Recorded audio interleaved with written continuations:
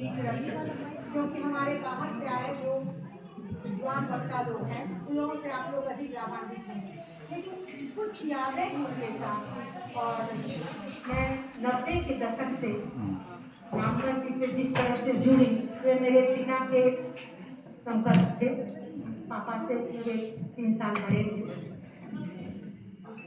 कभी कभी लगता है कि 90 के दशक में जिस रामगढ़ जी के सामने बैठकर मैंने अपने भीतर वैचारिक रूप से अपनी समृद्धि को लेकर कुछ सोचने विचारने लिखने का काम अपने भीतर एक संकल्पित रूप में लिया था, तो मेरे एक तरह से सोचिए कि एक आत्मीय गुरु की तरह रामगढ़ जी मेरी आंखों के सामने थे।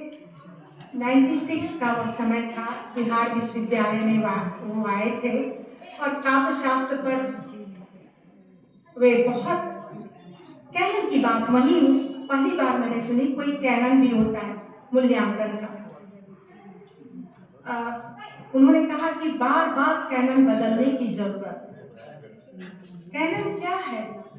मूल्यांकन की का, जैसे मान लीजिए कि कोई चीज तौलते हैं हम, तो शेर बटा बटखरा वगैरह होता है, लेकिन साहित्य को तौलने का कैनन क्या होगा? और नामवर जी ने कहा था कि यह कोई ऐसी चाबी नहीं कि मैं आप लोगों को थमा दूं और आप ताले खोल लीजिए। यह हर पाठक अपने ढंग से अर्जित करता है इस कैनन को।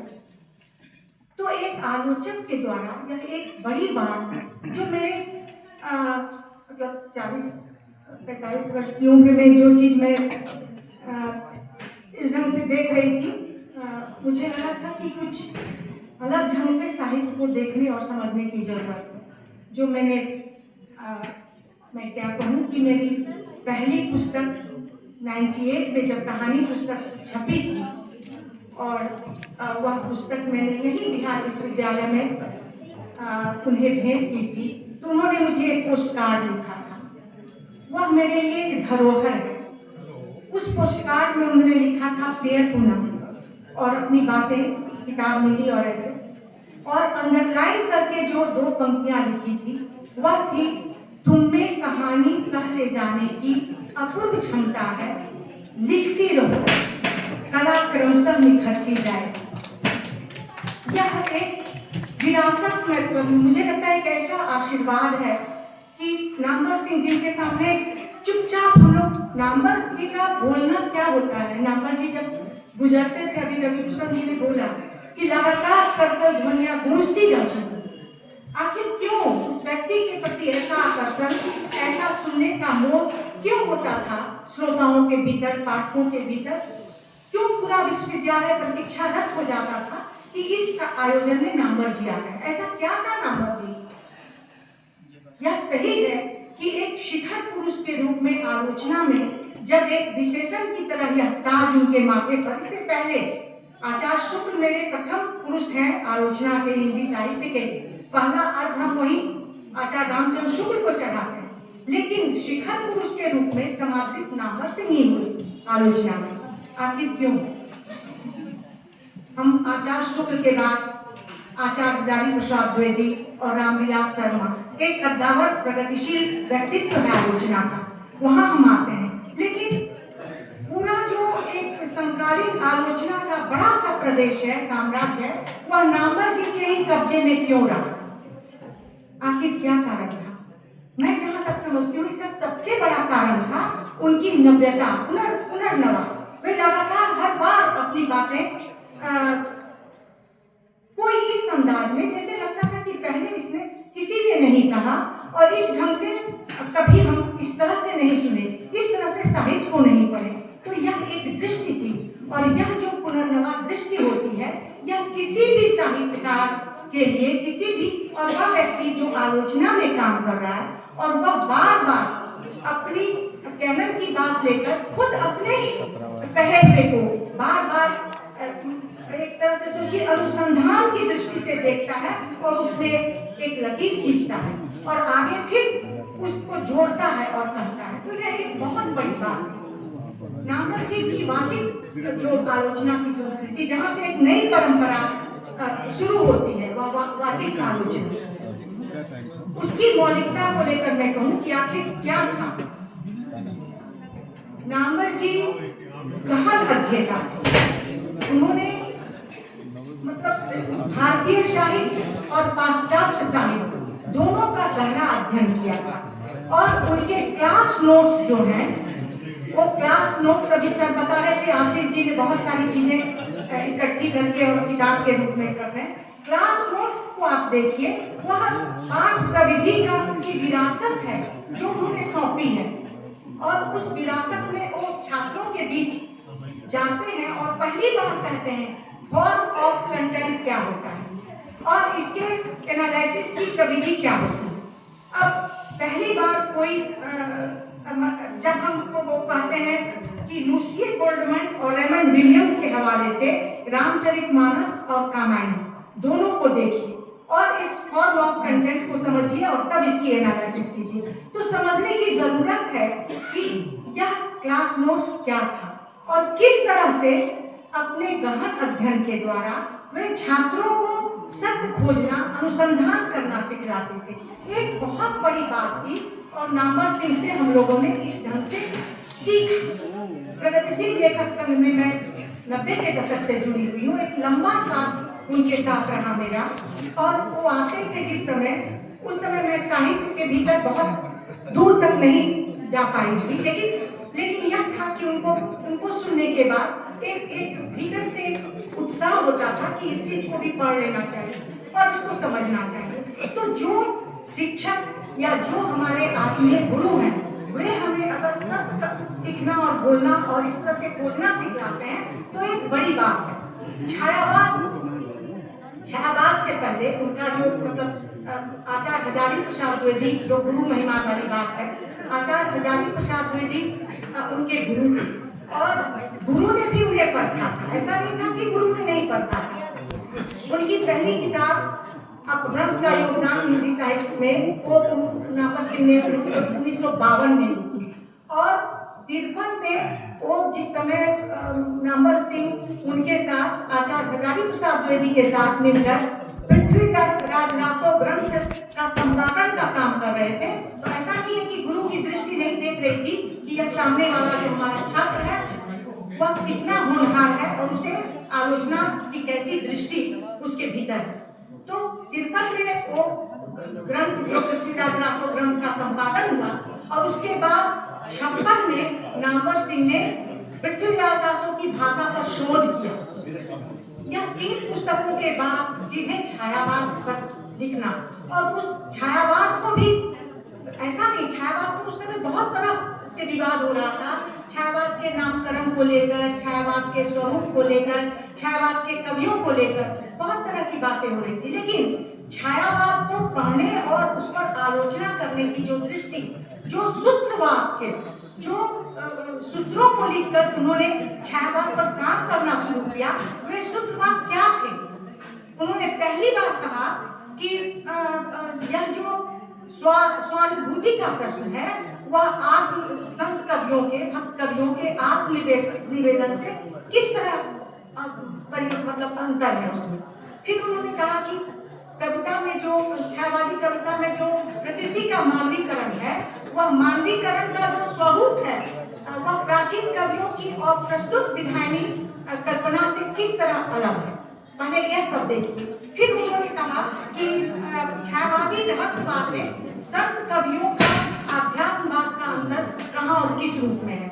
और एक प्रश्न उन्होंने और कहा था कि प्रकृति के मानवीकरण में संस्कृत के कवियों से इन कवियों ने, छायावादी कवियों ने कितनी अधिक स्वच्छंदता दिखाई, संस्कृत काल से कितना आगे बढ़कर वो मानवीकरण पर गए हैं। तो ये सारे सूत्रवाद रखकर उन्होंने जब छायावाद पुस्तक की रचना की तो निश्चित रूप से एक अलग दृष्टिकोण था वह। उन्होंने सीधे सीधे छायावादी काव्य में काव्य को बताया स्वाधीनता आंदोलन की चेतना से उद्भूत।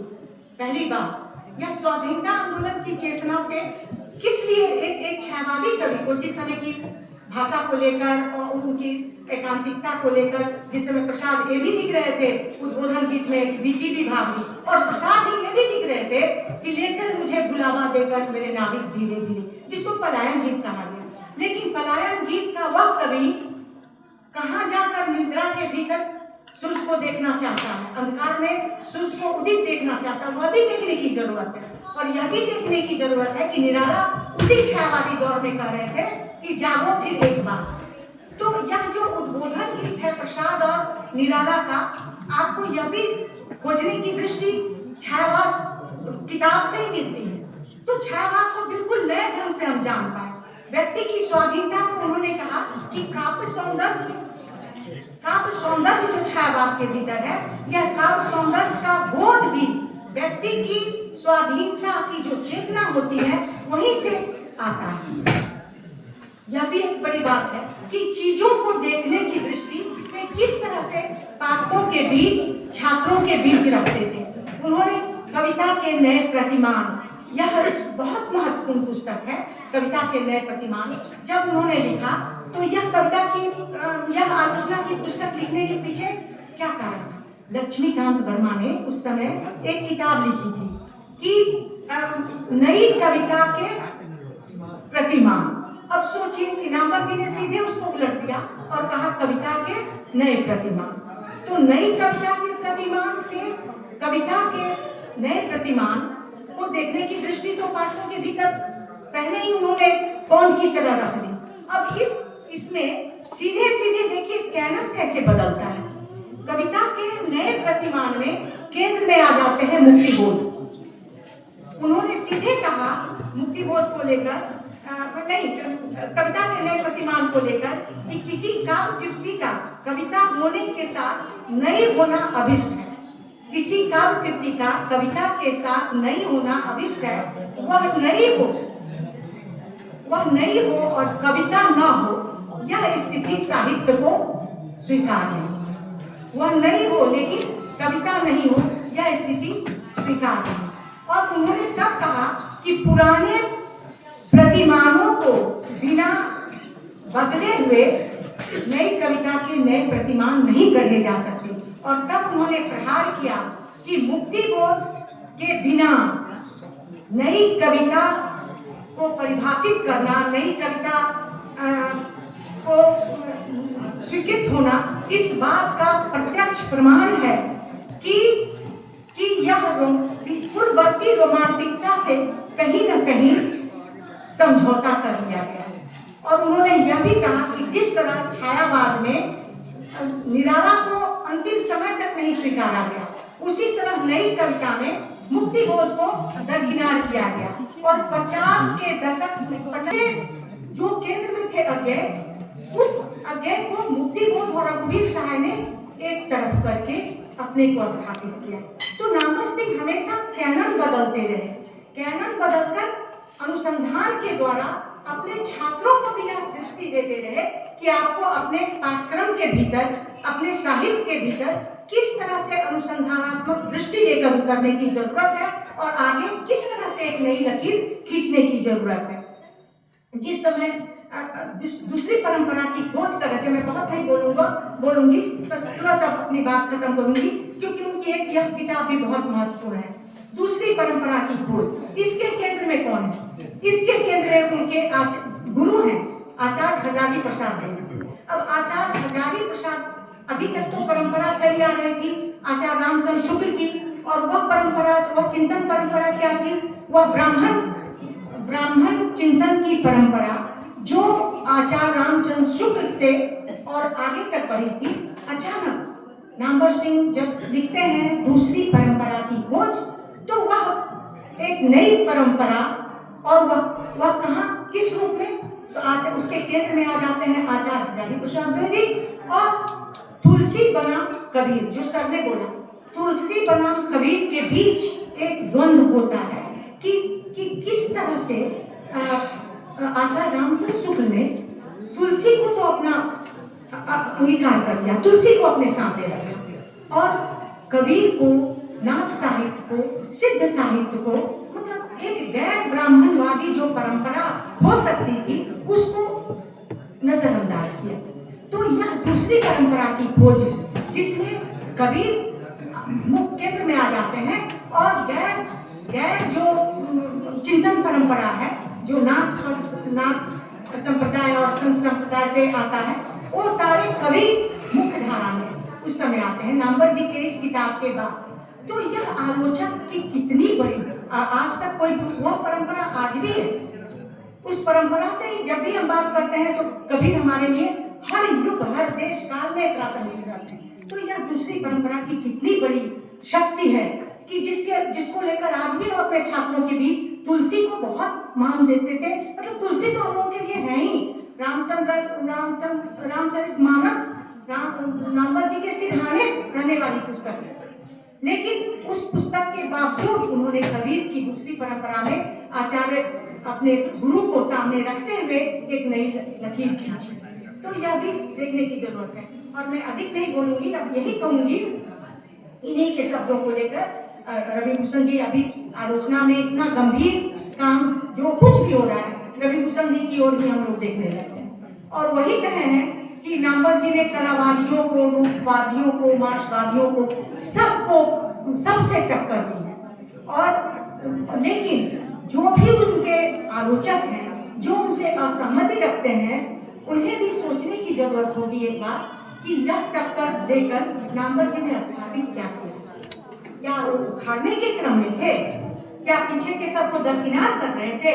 नहीं, वो सबको अपने पूर्वजों की उस धरोहर को, विरासत को संभाल कर आगे के लिए अनुसंधान की एक दृष्टि लेकर काम कर रहे थे और अपने बच्चों के भीतर भी यही दृष्टि डाल रहे थे। इसलिए मैं यही कहूंगी कि उन्होंने नए कविता के नए प्रतिमान गढ़ा और नई परंपरा की खोज की।